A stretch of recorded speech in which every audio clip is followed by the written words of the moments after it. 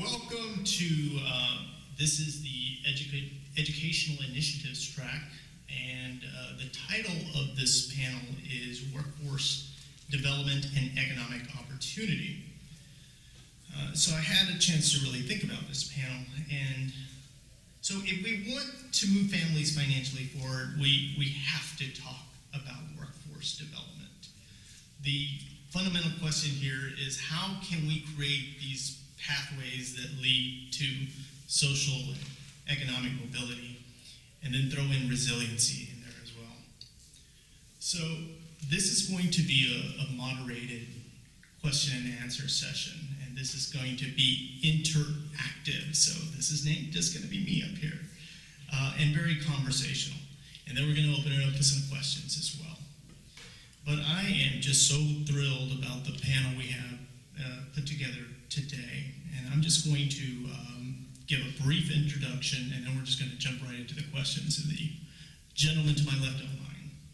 So to my immediate left is Richard Rhodes. He is the president and CEO of Austin Community College. To his left is William Coombs. Mr. Coombs is the Vice President of User Experience at Visa. And also, I want to make special note that he is also the Vice Chair of Talent for the Greater Austin Chamber of Commerce. And then to Mr. Coombs' left is Mr. Andres Alcantar, who is the Chairman and Commissioner representing the public for the Texas Workforce Commission. Thank you, gentlemen, for being here today and taking time out of your busy schedule to be with us here today. So I wanted to jump in right into the questions, because we have a lot to talk about. This issue of workforce development is large, it's complex, and it's complicated. But these guys are going to demystify this for us. So my first question here today is, and I'm going to really turn to Mr. Alcantar and Mr. Rhodes here. Give us a definition of workforce development. A couple of weeks ago, we heard Janet Yellen talk, the chair of the Federal Reserve, and she was talking that there's so many definitions of workforce development. It's kind of a catch-all definition. I want to hear your response to what is workforce development.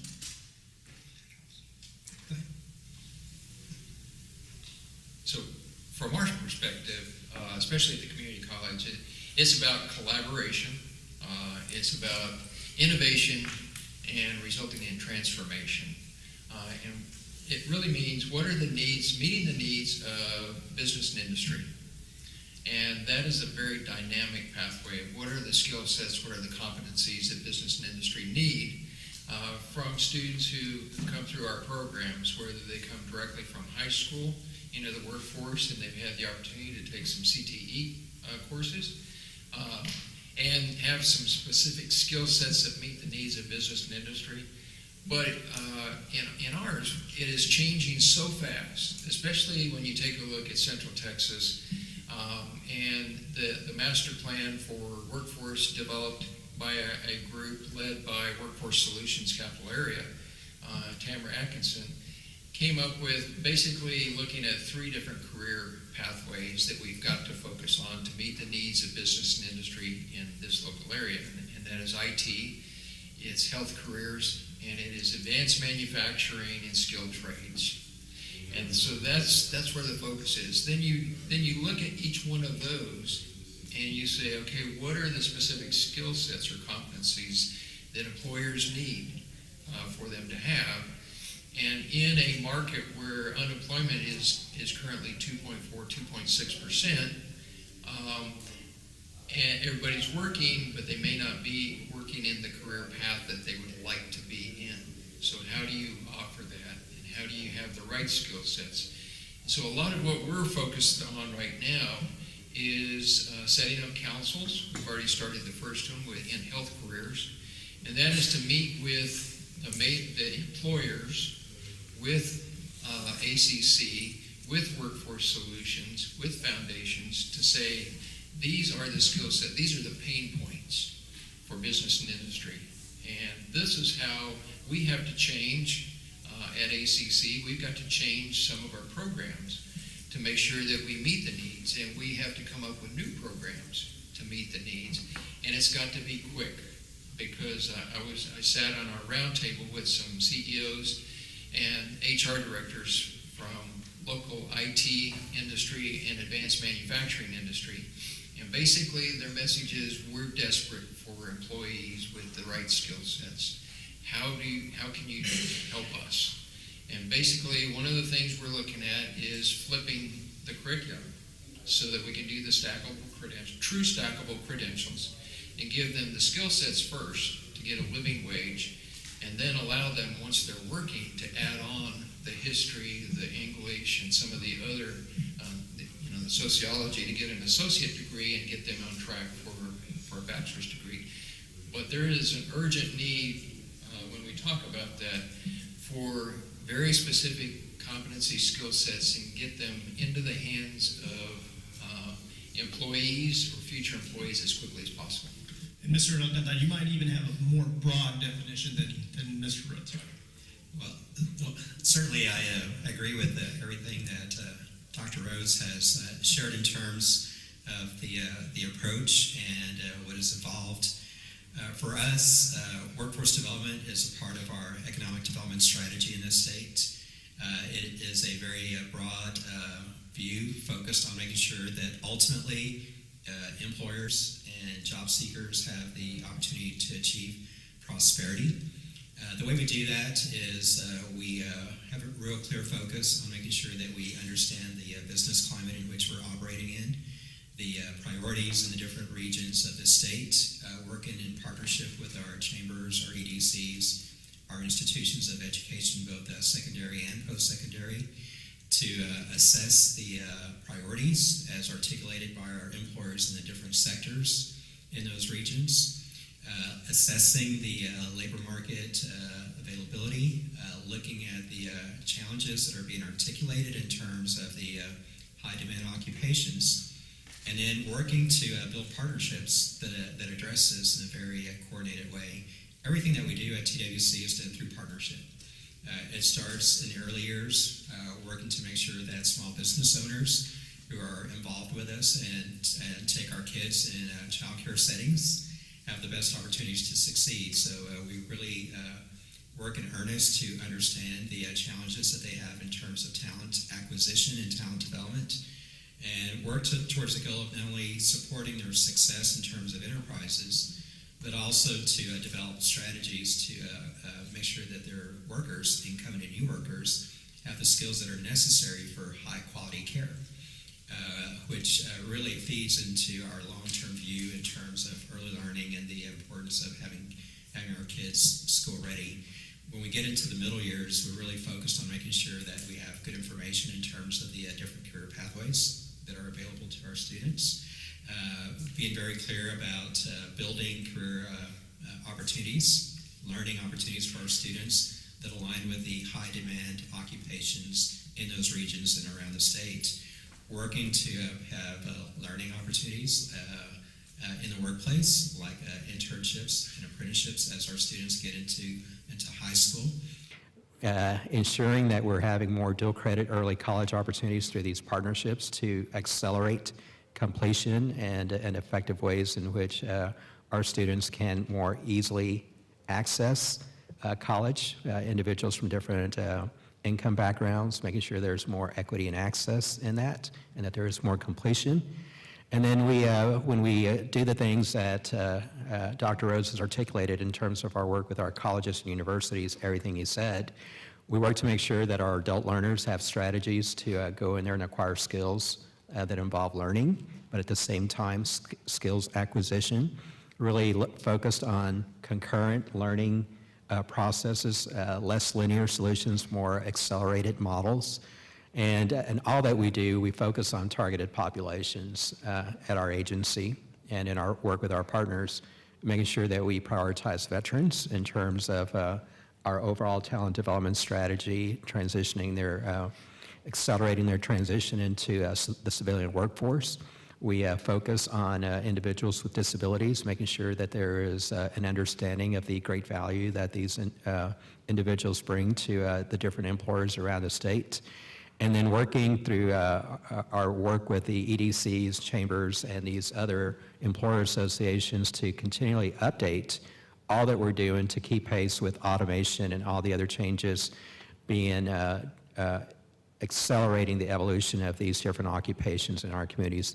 And there's really more that we can talk, but if I keep talking, we're not going to have time for questions. So let's go to the next one. So, Mr. Coombs, what is the goal of workforce development? Why have we seen added emphasis on this topic now? It's a topic that both Republicans and Democrats can agree on.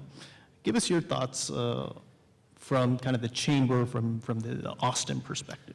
Sure, and wow, I'm very outclassed with the two gentlemen that I'm sitting with here, so my answers will probably be a lot more brief, only because my depth of knowledge on these subjects is not nearly as great as theirs, nor probably all of yours. But you know, I'm answering your question from the perspective of a global company as well as my role in the Austin Chamber.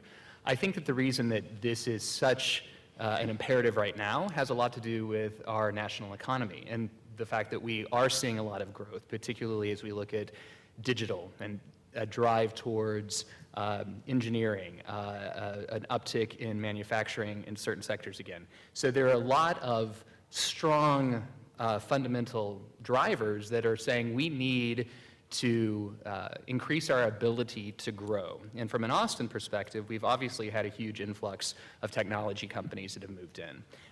And they've done so because there was a more ready supply of talent that could fill jobs at a lower price in the Bay Area, or New York, or Boston, or other metropolitan areas. And so that was the attractor.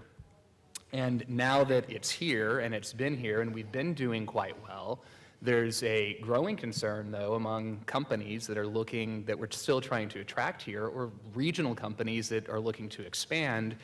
Do I have the necessary talent to either fill the jobs that I'm going to bring to the area or to further my business interests that are already here? And so unless we pay attention to making sure that the people that we have in our community are readily able to do the jobs that are out there, we're going to suddenly see this economic driver that has fueled so much greatness about the Austin metropolitan area and Texas in general start to go elsewhere. So from a business perspective, it's imperative that we have the right pipeline of people to do the jobs that we need done, or else there will be someplace else that is more than willing to try to fill that void. So I think that's from an Austin perspective, a state perspective, is why we're so focused on this right now, is we've had a lot of opportunity and we don't want to squander that. And I like the word prosperity.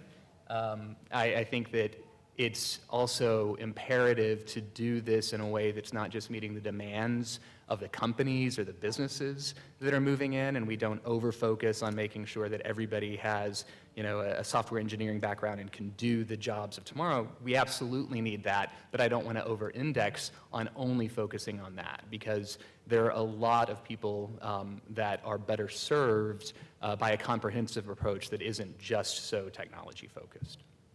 So from my perspective at the Federal Reserve, and this is the crux of it, this is concerning, which is we have an aging workforce, we're losing middle-skilled jobs, we have increasing education costs, and a tightening on the immigration. So I'm going to ask you gentlemen, are we headed for the perfect storm? Why or why not? I'll pick back up from an Austin perspective. We actually have, I believe, one of the lowest percentages of aging population. I think 10% of our workforce is considered aging, which is actually the lowest in the 50 metropolitan areas that we track against. So from an Austin perspective, an aging workforce is not necessarily the biggest challenge that we face. From a middle income jobs perspective, that's actually where we're seeing a lot of growth in that particular sector, which is 30,000 people who would earn $30,000 to $60,000 a year. That represents, I think we've got 13,000 job openings right now.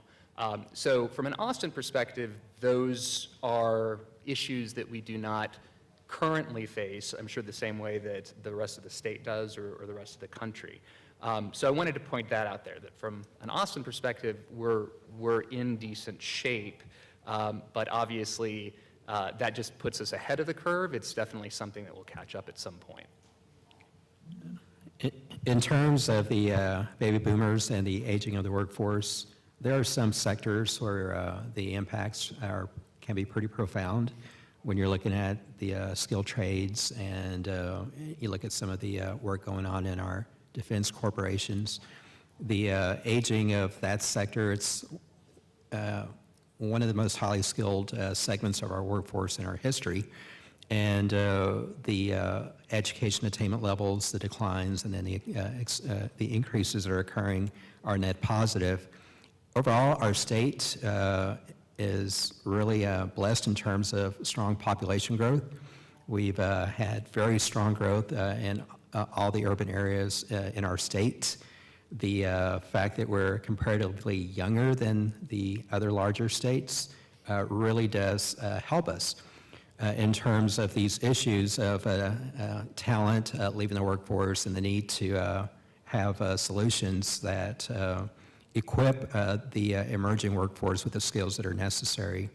And that's where our focus on making sure that we are developing accelerated solutions, deploying new higher ed educational models where we really provide the basis for competency-based solutions, and these accelerated learning opportunities can offset some of the impacts. We also are blessed by the fact that we're considered the best place in the country to do business, and we've had over a decade of strong job creation. And so when times have gotten tough in other states around the country, the migration patterns have been very strong and they've been very consistent, and they've included a lot of individuals who are younger than age 35, who have a high school diploma, who have a baccalaureate degree in large percentages. And that has really been a benefit to us. It has implications for those states who until very recently had very unusual cycles in terms of economic activity. It's kind of leveled out a little bit over the past 18 months to 2 years for some of those states, and they're seeing some good growth, which is a really good sign for them. For us, it maybe accelerates the need for us to keep enhancing our talent development strategies through our secondary and post-secondary partnerships. You know, it is almost like a tale of two cities. There are certain segments that is growing older. I take a look at the nursing population in Central Texas, and they are aging, and we need to replenish nurses and healthcare workers in general. And then you take a look at, as Andre stated, in some of the skilled trades areas. And then we take a look at, we have a lot of people who are interested in IT and advanced manufacturing, but they can't afford to go through a 4-year program. Employers can't afford to wait for the 4-year program to develop them. And so competency-based, we rolled out about 2 or 3 years ago accelerated programmer training that is purely competency-based. And as a result, we've seen the numbers of veterans who are coming to ACC, who are enrolling in that program, increase significantly. The numbers of individuals who have bachelor's degrees but don't have the right skill set to match employment are coming back into that program. And they're all very good students, and they progress very rapidly to get those skill sets and to go back into the workforce at the right level. So a living wage job with a career pathway. And so we've got to look at the sectors and kind of identify, you know, what they have now, where they're at, and what they need. So Dr. Rhodes, I wanted to kind of follow up, and one of the characteristics of our labor market in Texas is that there are large racial and ethnic gaps, particularly around unemployment, around income, and underemployment. We've all seen the data. Why is this? And do you think it's getting better, or do you think it's getting worse? I think it's getting more attention. Actually, before I was here, I was at an equity summit sponsored by Austin Community College, and to really talk about that issue. is taking a look at disaggregating the data and looking where the gaps are in education. I mean, we're focused on education and where are the disparity gaps, and how can we eliminate those disparity gaps either in the delivery of education or in the outreach to the community to bring people in. That's a courageous conversation. It's a hard process to nail down. But if we don't look at the data, disaggregate the data, and then put together a comprehensive, unified master plan for the entire community, not just not just community college or university or public schools or this workforce group, but a comprehensive plan on how we address that and we get after it. But first, we've got to share the data, look at the data, and set some strategic goals. So, Mr. Alcantara, tell us about the hollowing of the middle class. It is an area that I think needs a lot more attention. The mayor talked about it this morning. And, what are the implications of this hollowing of the middle class? He talked about the barbell effect. Are there solutions to this? Are there best practices that you've seen across the state that we can bring right here to Austin, to Central Texas, that can make a difference? Yeah, certainly. The reality is that our sectors shift. They respond to market conditions. When you look at manufacturing, it's a perfect example of this. Going into the recession, there were some real issues around skills gaps. During the downturn, we really saw the pullback and the reassessment, but we also saw a lot of accelerated and heavy investment that really changed the nature of those occupations, that increased productivity, that really was foreshadowing a large shift in terms of what it takes for our companies to compete. The reality is a lot of those companies have started winning. They've continued to win in terms of having the basis for keeping jobs and expanding jobs. But that's been a shift in terms of the skills that were needed pre-recession and post-recovery. And it's mirrored in some of the other sectors of our economy. And by that, we saw some shifts in terms of people going up into the upper tier. There was actually a pretty good increase in terms of that, which is a positive. But then we saw some percentages, an equal percentage almost, go into these lower income brackets. The fact is that in order for us to make sure that we have more of these opportunities, we need to do the things that position our workers, current and future, with the opportunity to acquire skills that reflect what has currency in terms of the different sectors of our economy. That's where we have to work in partnership to really inspire and excite students. We need to work to make sure that the incumbent workers have opportunities to skill up, upskill while they're working or as they're dislocating and reconnecting. And it's important for us as an agency working with our partners to assess all of that. And as we're doing all of that, we have a laser focus on the longer term strategies that we've adopted, like our 60 by 30 Texas objectives, which is really a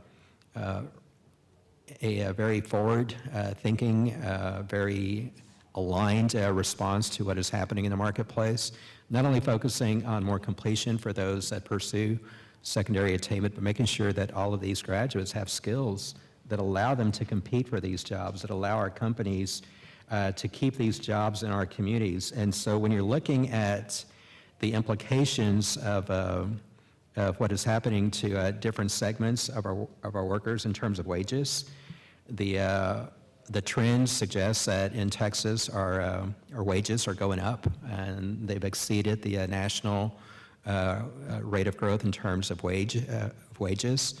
our jobs continue to be added.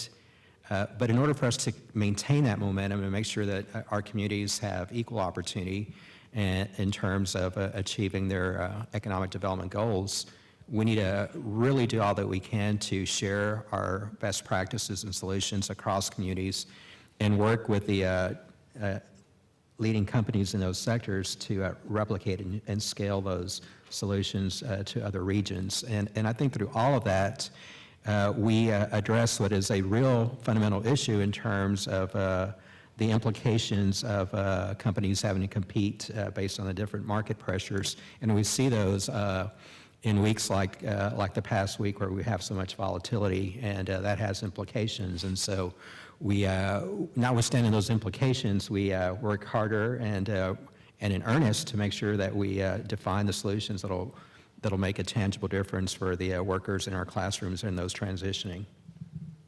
Thanks. Mr. Coombs, this was a question of real interest to me, which is the research is clear that living in higher income areas and having access to those job networks support better labor market outcomes.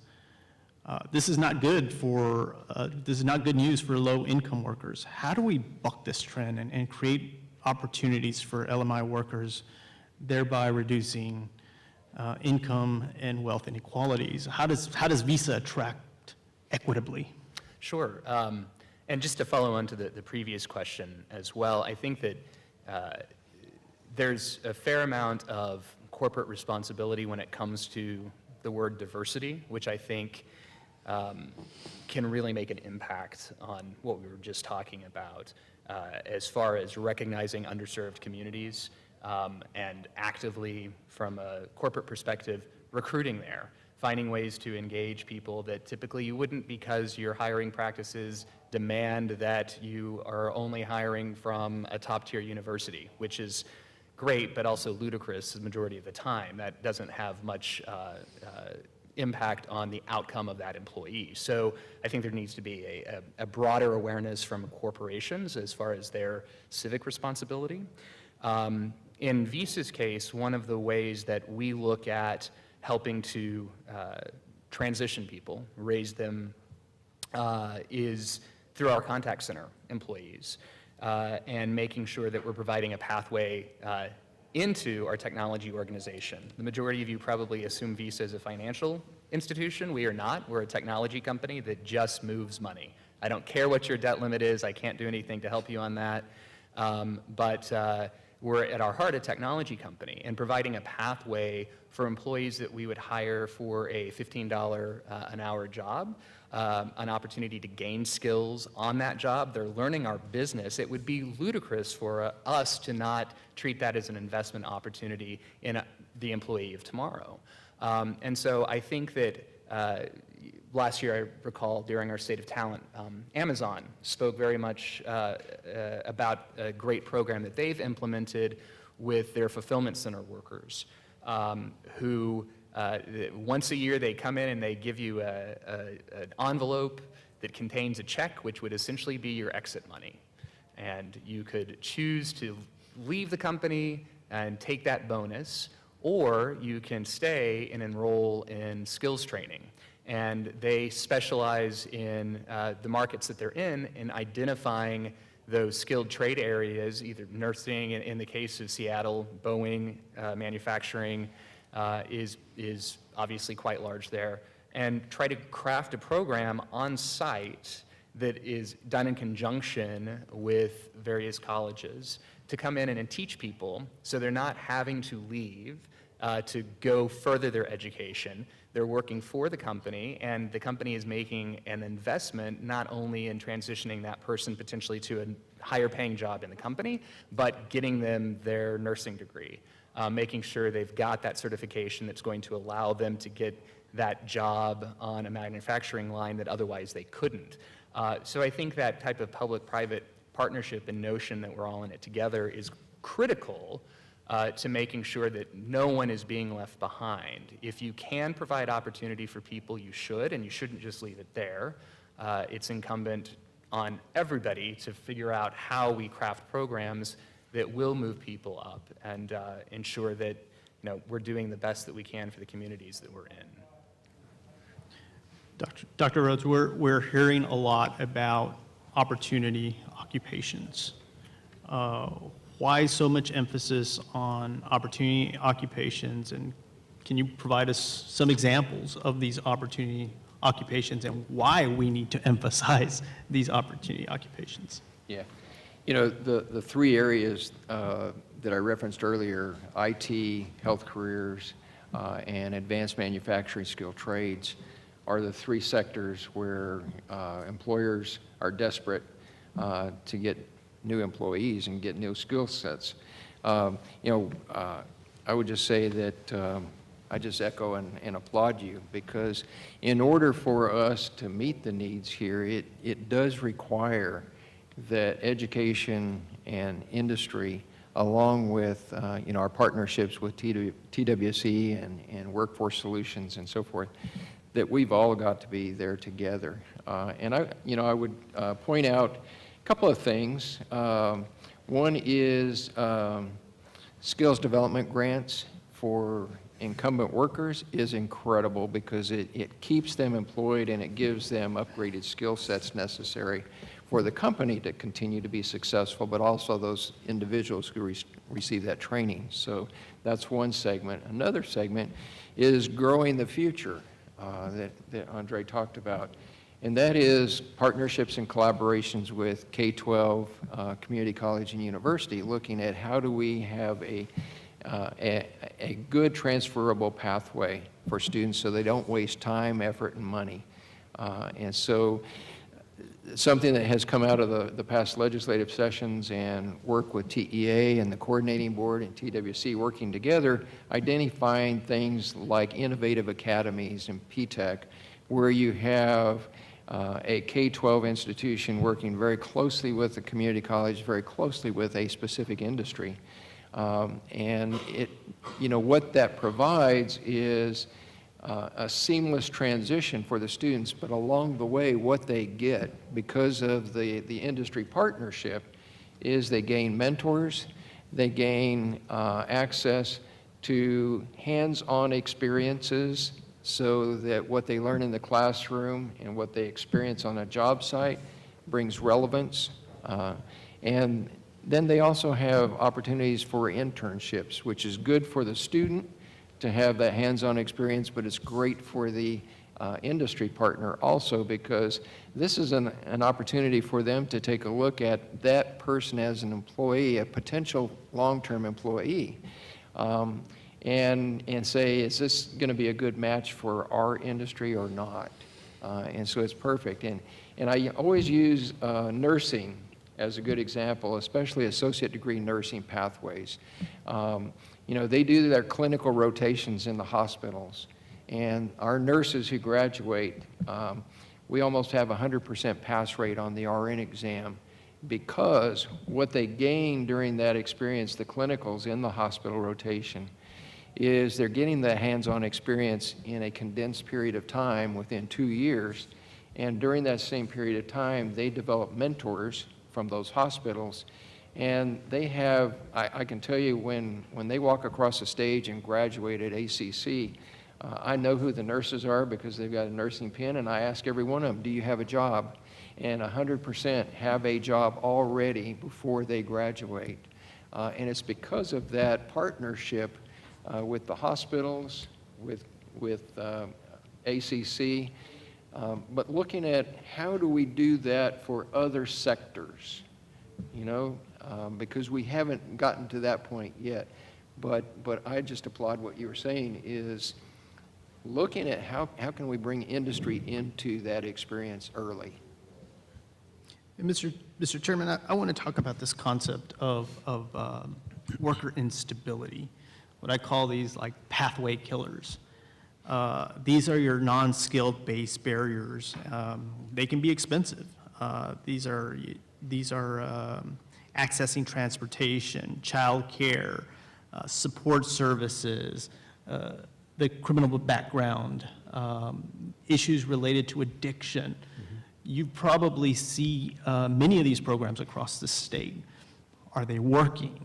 what is that balance between the employer and then the individual responsibility? Well, certainly, it always starts with personal responsibility, making sure that our students understand the implications of actions that they might take can be profound, and they can be life-altering. I think it always starts at home with the parents and with the students. But as adults, we even have a larger obligation to ourselves to make sure that we make the right choices. Oftentimes, that's not always the case, but certainly when we're working with individuals who are facing hard times, it's really important that we come together and offer a path, a solution that allows them to meet goals, to participate more fully in our economy, and to have the basis, if they're part of a family or leading a family, to really add stability and hopefully launch themselves on a way to prosperity. We do a number of things to support that at our agency through our one-stops. We have 28 local boards around the state. Our one-stops are a place that are open, that are free, that provide individuals pre-employment services. They provide them with labor market information in terms of demand occupations. They provide them with referrals to available jobs. We have tools in place that are free to them, that allow them to navigate and search for opportunities that they might be willing to pursue. We provide them with guidance in terms of if they have a disqualifying part of their record. In other words, if you have a DUI, it's awfully hard for you to get a CDL and be a commercial driver, which is one of our high demand occupations. Or if you have something on your record, you may not be able to go into security clearance. So we kind of address some of those issues. But more importantly, when we're working with these individuals and helping them with resumes and providing them with services like subsidized care, we support about 98,000 families on subsidized care. These families are at-risk working families or families transitioning off of AFDC or TANF and temporary assistance to needy families. And we make sure that we accelerate their transition into work. But once you get them into work and you're subsidizing care for these families, what can you do in terms of helping to ensure that they continue to progress and they sustain at these workplaces?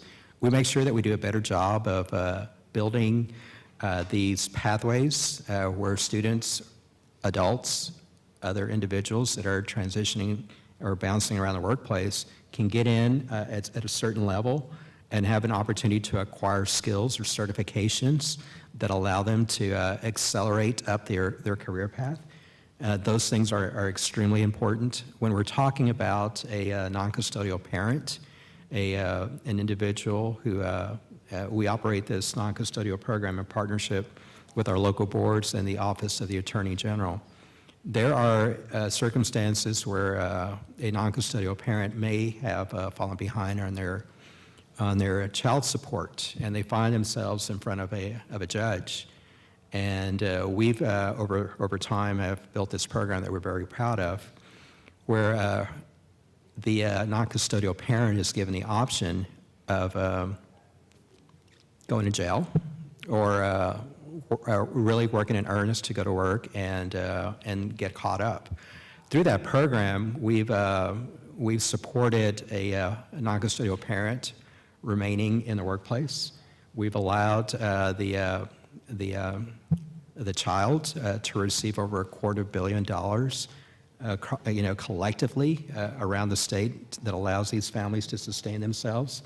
And so it's a win-win thing. And so if we're talking about examples, there are things that we've done there. There are programs that we've built through our self-sufficiency program where we've really focused on individuals who've been very unfortunate, and we've tried to create these accelerated high-skilled programs around welding, around pipe fitting, electrical work to really not only get them into an employment situation, but really accelerate wage attainment and ensure success moving forward.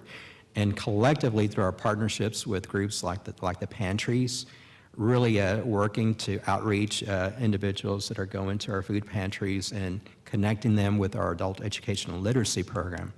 Through our AEL program, we've really focused, again, not just merely on making sure that they get their high school diploma or their equivalent, but at the same time, we're making sure that they're getting a skill that allows them to go to work, that allows them to not wait another 3 months, another 6 months until they complete, or another 18 months, given the circumstances in terms of when they're finally taking the test.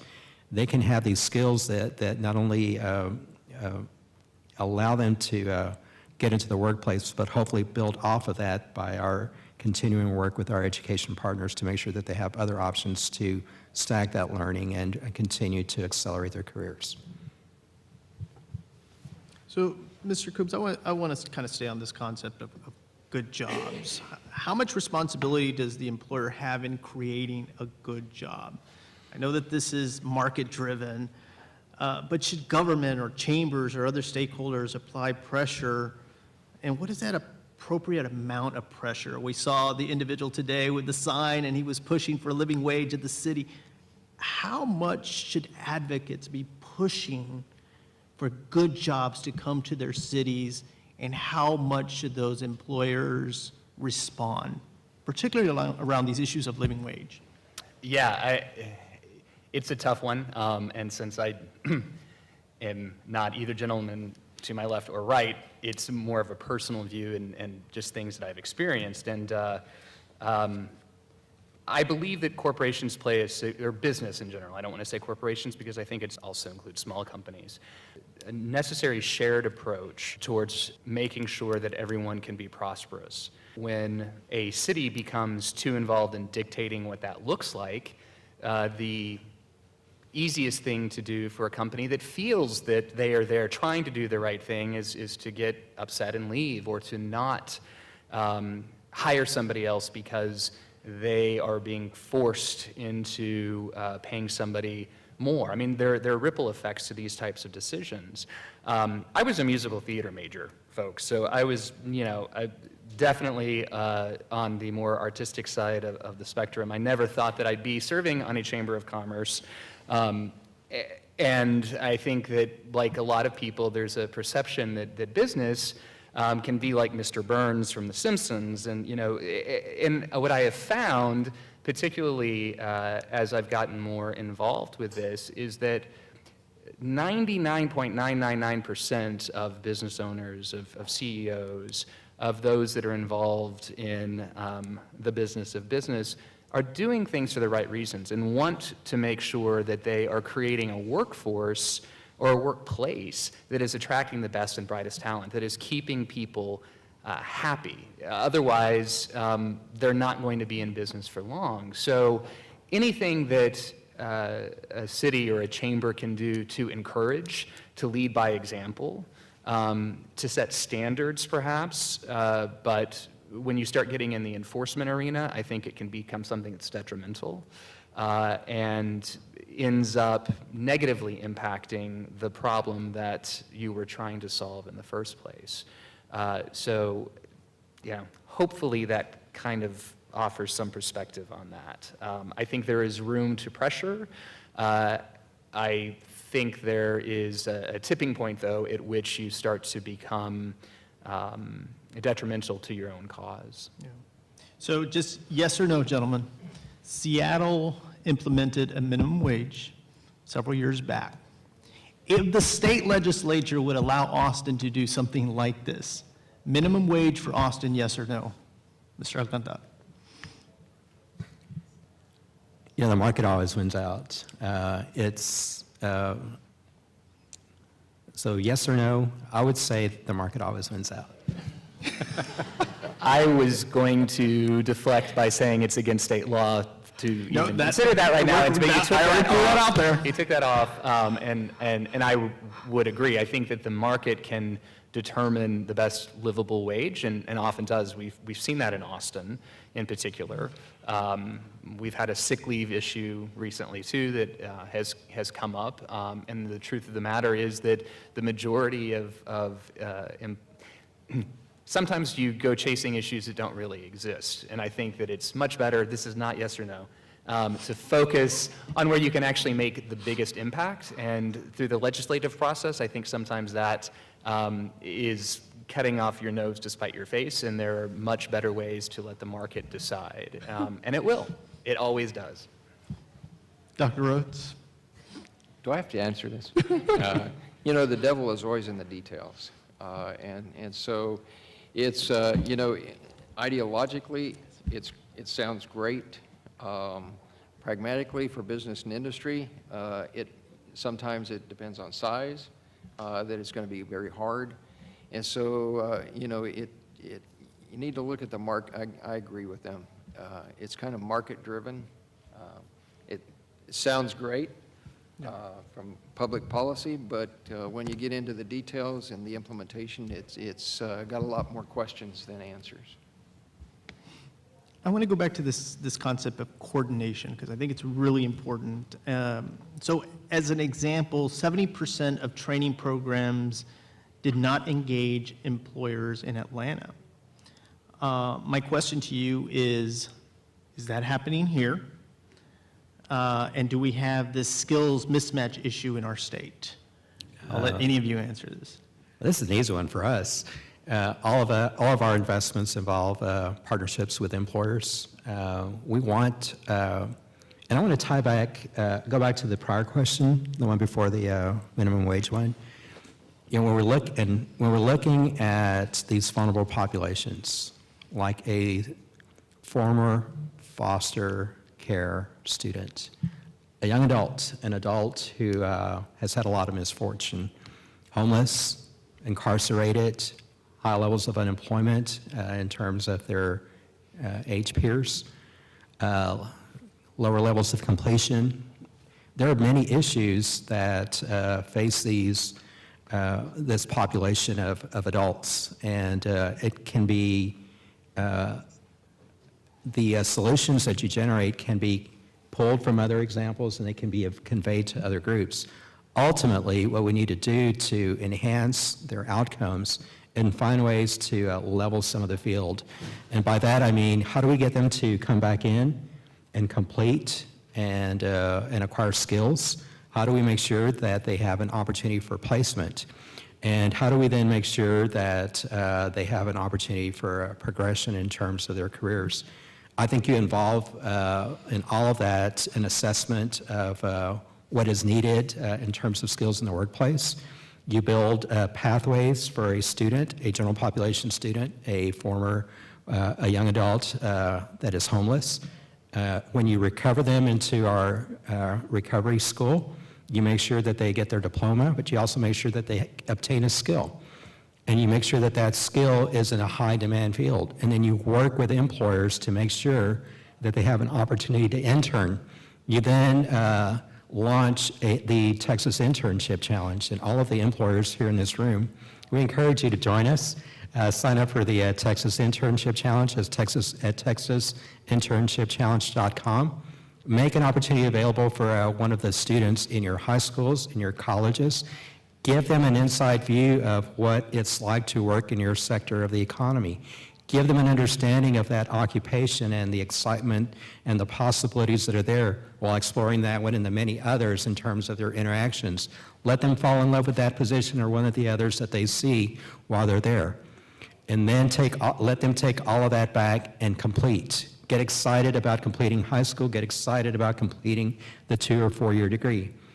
And all that we do, let's make sure that aligns with economic activity. And for us at TWC, that means that all of our investments, whether it's through the tri-agency partnership or through the Skills Development Fund, they mirror or reflect the opportunities that are out there. They convey skills that result in attachment to a job in a very efficient and effective way, hopefully a sustainable way that can be stackable and lead to career progression.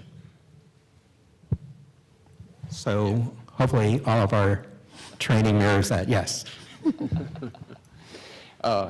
You know, for every one of our career and technical education programs, we have a program advisory committee made up of professionals in that field that meet with our faculty on a routine basis to give them input about the changing needs of that specific job. And so I think, you know, that works to a certain extent. We need a little bit broader based inclusiveness from CEOs and from HR directors. And one of the things that we see is that there is, in some industry, there is a mismatch between an HR director, the CEO of the industry, and the plant manager, somebody who's working directly, or line supervisor, that there's a mismatch on what the qualifications are that are needed. And so you might find that the HR is saying, well, bachelor's degree is required, but you talk to the line manager and they've got a specific skill set that does not require a bachelor's degree. And so trying to make sure that those types of conversations take place is going to be critical, I think, over the next few years, to make sure that we in education are providing the right skill sets, but that those skill sets aren't, you know, if an individual gains those skill sets, that they aren't denied an interview because they don't have a bachelor's degree, period. Yeah, one thing to add to this. I think in the case of Austin, I think there is a lot of involvement that you see. I think that one of the things that will become that's of concern to me, and I think increasing concern in general, is that particularly as things become digital, and this is particularly true in the technology sector, business moves at a very, very fast pace. Visa processes 5,000 transactions a second. So business decisions are being made very quickly to represent the pace of business.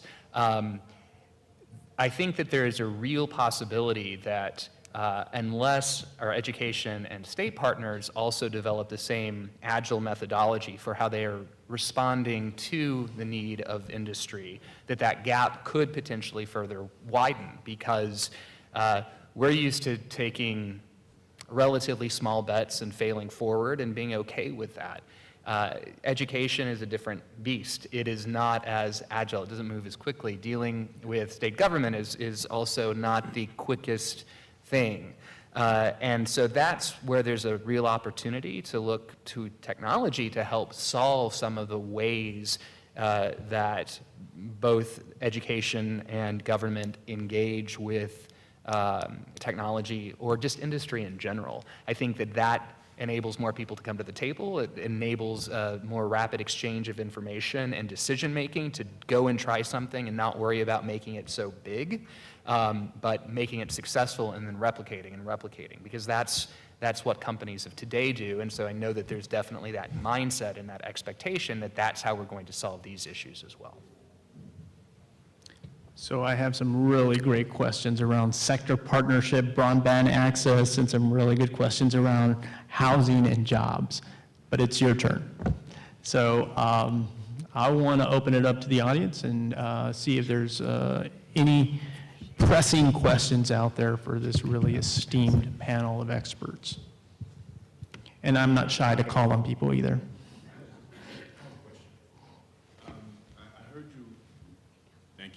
I heard you raise the question. It was kind of a yes or no when it came to livable wage.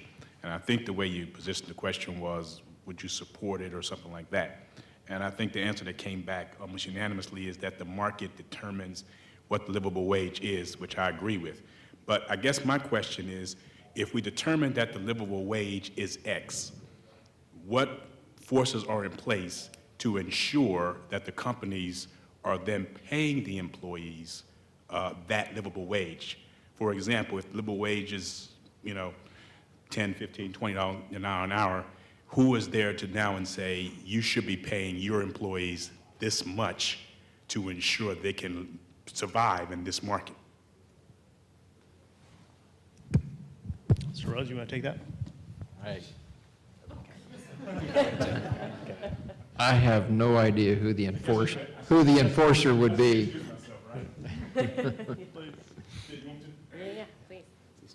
My name is Derek Faison, and I work for an outfit in Dallas, Texas called City Square, and we exist to fight the causes and effects of poverty. So I'm a workforce advocate, so one of the things that I do on a daily basis is coordinate with companies to ensure that our graduates are getting trained in jobs that will then allow them to be able to survive in the market.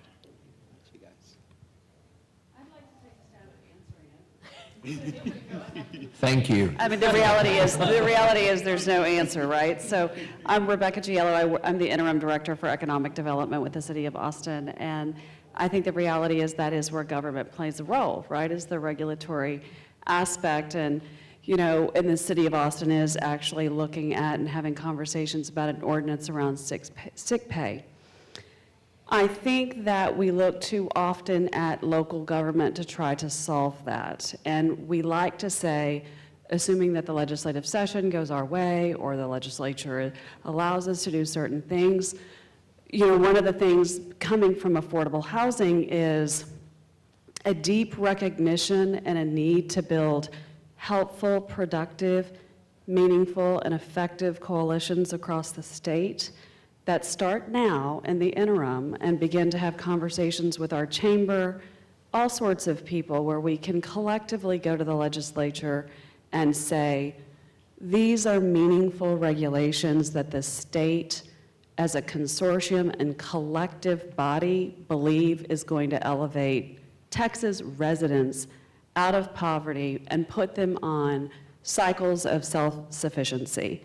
And until we really start tackling the state conversation at a different level, instead of just saying, well, the legislators are going to, reverse everything and it's just going to be a waste of time, until we really start working at that level first, we're going to continue to have conversations. But I want to recognize agencies such as yours because it's so incredibly important.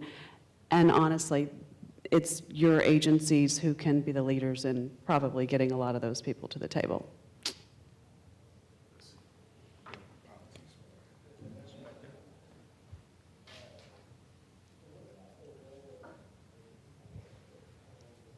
Thank you. I have a question about a population that I think sometimes is left out of this conversation, which a lot of the programming that you all do, especially with the Workforce Commission and to some extent even the community college, is by design, from the funding source, income restricted, right? So, you have to meet eligibility requirements to get into these programs, or you'd have to pay for it yourself.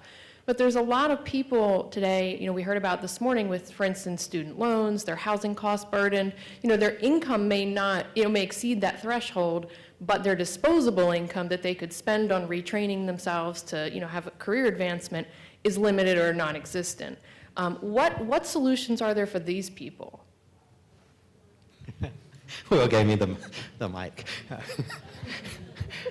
Certainly, we're very fortunate that we have some evolutions, some new entrants into the post-secondary space, and they're bringing options, and options are a great thing because others look at it and then hopefully they emulate some of the practices and standards. The example that I'm going to give is an institution like Western Governors University, who has come forward and offered an approach that has 4 very distinct high-demand learning areas: business, IT, healthcare, education. And what they're offering for students is a flat rate, $2,700 roughly, for 6 months of post-secondary education. During those 6 months, you can complete 6 hours, 18 hours, 21 hours, and it's the same flat rate. And we need more of these type of solutions. When you look at those types of offerings, it adds pressures in the form of alternatives for different individuals with different capabilities, but with the same desires. And when those programs are high quality in terms of completion and placement, then that hopefully moves the needle forward. It's also online and available full-time 24/7. And so those sort of innovations are good entrance into the marketplace. And going back to going back to the earlier question about wages, one of the factors that we see that is driving up wages around the state, we're above the national average in terms of wage growth, but we're also seeing wage growth in other states. In Texas, we're very fortunate that we're not only growing and adding jobs, but the unemployment rate's going down. And so when you're looking at 2.5 in Midland, 2.5 in Amarillo, what are we here, Dr. Rhodes, in Austin? What was your number?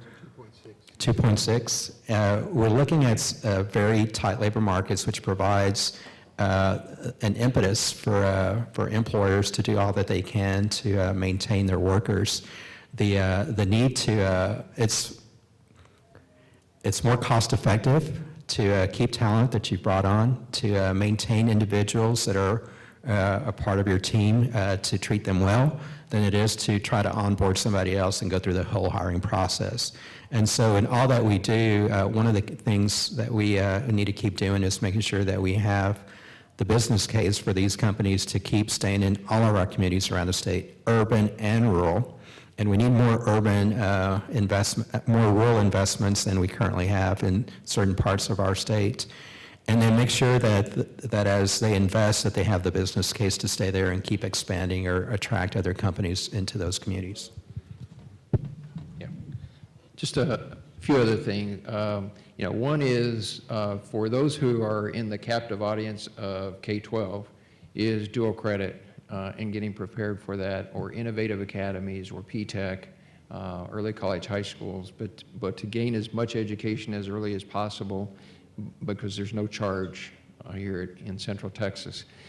Other is, there are thresholds for Pell Grants and for college work study, but many students do qualify for those, and that is going to assist.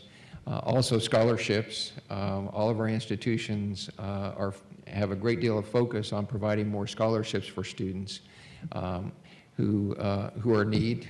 And then the other one is, and I think this may be a big P policy issue, and that is, I think we need to think in terms of incentive for business and industry to offer paid internships to students while they're in school. Some industry will take that on regardless of whether there's an incentive or not. But I can tell you the smaller and mid-sized companies cannot afford to do that. And so if we can look for a big P policy change to allow something like that to happen, I think that will help. So one of the glaring questions is, where does the workforce ecosystem need help? We have banks that have been kind of scrambling for investment opportunities. We have philanthropy that has been looking for opportunities, and I think there's this barrier to entry into the workforce ecosystem. And maybe it's just a lack of awareness, maybe it's a lack of knowledge. I don't think it's a lack of need out there. There are things you can do to scale up some of these programs. But I've been asked, what is the best bang for the buck in terms of workforce programming in a community? What would you say to a banker or philanthropist that asks this question? I'm going to ask you to think about that, and then also this gentleman has a question.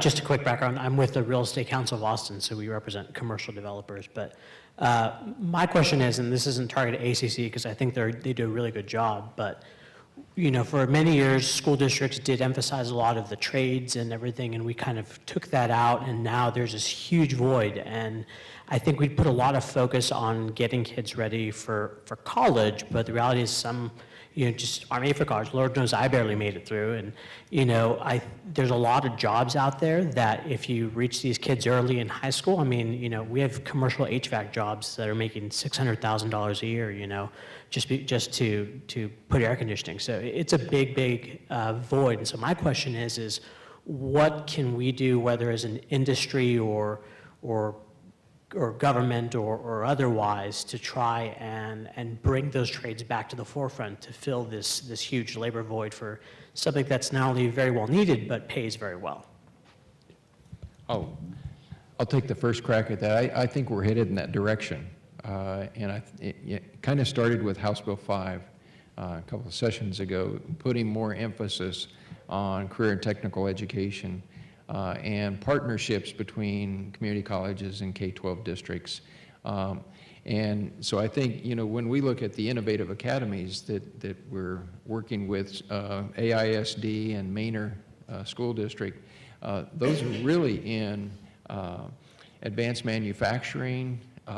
It's getting some of those hands-on jobs, but we're also putting one on right now that's in construction trades with AISD. And so I think I think the legislature has opened the doors for us to work closer in partnership, and they recognize the need for that to happen. And I think, so I'm the eternal optimist. I think it's beginning to happen. For me, I look at the numbers, and I build campaigns around all the above. The numbers tell us that there is strong demand for individuals in the workplace with a post-secondary credential of any kind. They also tell us that you will have a lower unemployment rate if you have a postgraduate degree or a baccalaureate degree than if you have an associate's degree.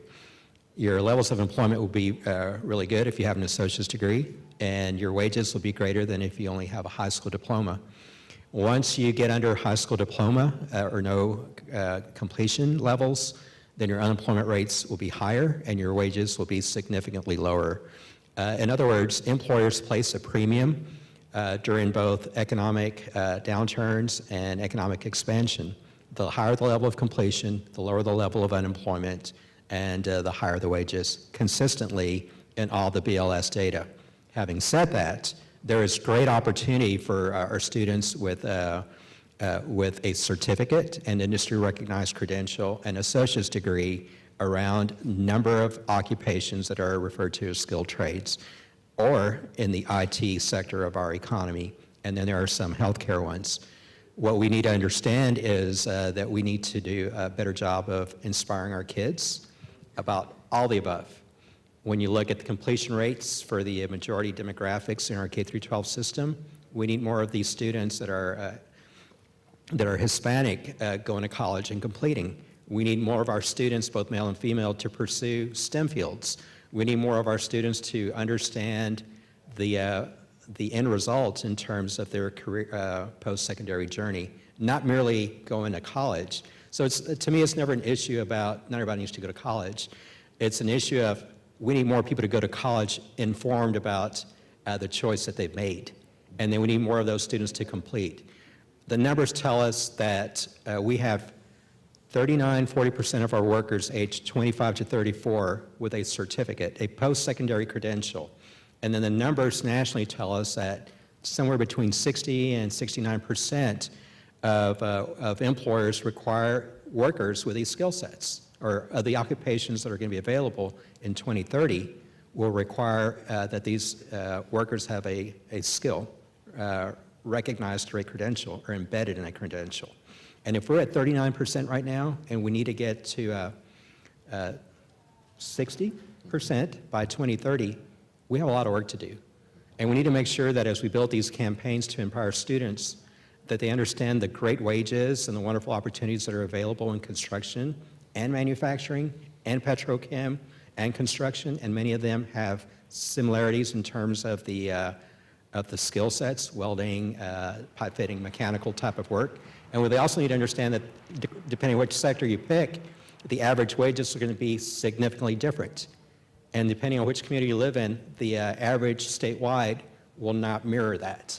But if we inform our students, male and female, economically disadvantaged, and those that are a little bit more capable financially, in terms of the options that are available to them, we've done a better job of supporting their future goals in terms of prosperity, and we do a better job of aligning the results in terms of the economic activities being created. There are great opportunities in the construction sector of our economy. It grew at 13.9% last year, and it is going to continue to grow moving forward. If I include mining and logging, I'm sorry. When I say that, I'm including mining and logging, which is oil and gas, but it's some of the same occupations. And so anything that we can do to promote these careers in Texas industries is what we're doing, and we're about to launch a campaign to do a better job of doing that.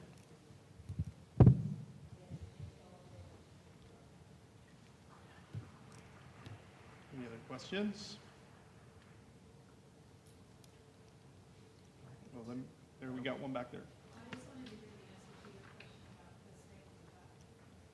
That's right, we forgot about Roy's Oh, that's right, I question. had a question. Yeah. So my question around where does the workforce ecosystem need help? Best bang for the buck. And I'll just be brief. Education, I mean, it mirrors, that is where it is worth making the investment, and it needs to start K-12. It needs to start with creating a culture of, understanding what your options are at an early age, of introduction to STEM. You cannot discount, though, the need for continued arts education. Those two things go hand in hand, but it has to be a actual commitment that we're making to the students versus just trying to get them through. I mean, there just needs to be a refocus, I think, on preparing the workforce of tomorrow versus just getting somebody through middle school and then through high school. It's a total journey, and I think that if you're going to double down, triple down, do anything, that's the right place to start. It has to be. It's the only answer. Or maybe it's not, but it's my only answer. Yeah, and I would just add, I think that's right, but I would just add in regional ecosystems, it's important that all of the entities come together. And so, philanthropy, if they're looking for a way to put some money, it's in support of those types of regional ecosystem collaboratives that include higher education, public education, workforce, business and industry, and also the nonprofits. We've got Eva sitting back here from Capital Ideas. So nonprofits like that provide safety net for students and wraparound support services. And there are many nonprofits like that. So it's bringing them together on a routine basis, talking about the pain points and how we as a community can address those pain points. That's not easy to do because it takes a lot of time and effort to orchestrate that and a commitment for people to come together. But I see that as one of the most critical needs of the future because, as you said, that the needs of IT industry is just changing so rapidly that if we don't have that constant way to get together collectively, we're not going to hit the mark. So we can't end this panel without talking about Amazon, okay? Potentially 50,000 jobs. Is our workforce prepared, or are we destined to import our talent? We'll always import talent, and that's a good thing. I mean, Austin in particular is a net attractor of talent, so yeah, we're going to have to import some talent for that. But if you think about Austin's growth rate job-wise, and I think Amazon's plan is like over 15 years they will get to 50,000 jobs. We're not far off from that if we continue in Austin to hit 450,000 jobs. Amazon would be 10% or so less than, but we're on the right path to be able to do that. It's not a moonshot, as Drew on the chamber would say. We have how many 450,000 college students within 100 miles of the Austin metro area. So it's definitely within the realm of possibility that we could focus enough to make sure that one of the drivers of Amazon potentially coming here would be a skilled workforce ready to work for them. I think we can do that without a doubt. I would hope that we can, or else we haven't been doing the right thing for the last 10 years, and I think more often than not we are.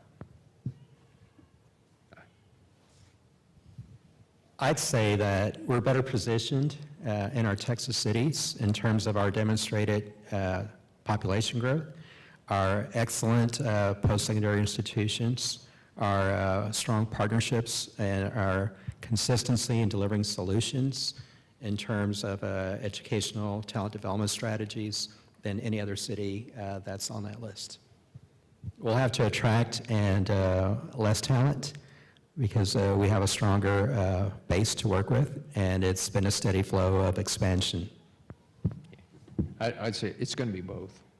There is going to be a lot of infusion from the outside, but there are golden opportunities for those who are already here to get, for those who are underemployed and unemployed, to get the right skill sets necessary for, if they were to come here. And I would say, by far, Austin is the best choice, but Dallas not far behind. yeah.